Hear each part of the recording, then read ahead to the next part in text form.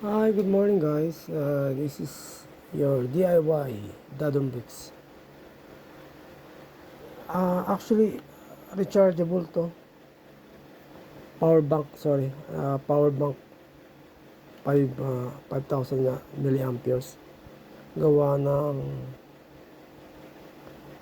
raw power. So, ang ano ko sa inyo, pag let's say nag 5 years o kaya 4 years na yung ano nyo, power bank, huwag nyo tapon. Kunin nyo yung battery, yan, ganito.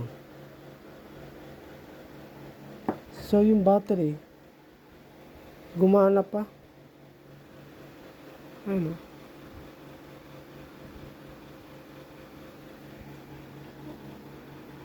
Okay pa yung battery. Tapos, ginawa ko, tatlo yung battery ng 5K eh. Chinox ko siya, yan.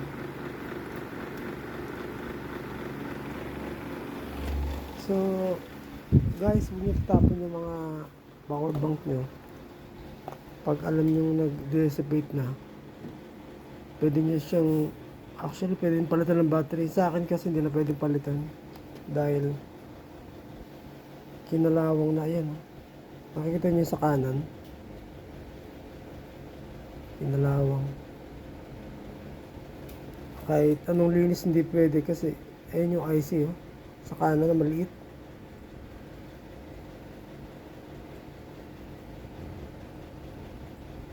So, huwag nyo tatapon na mga power bank nyo ha. Mapapakinabangan nyo pa yan. Lalo na pag original yung ano, yung power bank. Ang battery mapapakinabangan pa. Sige guys, yun lang. Thank you.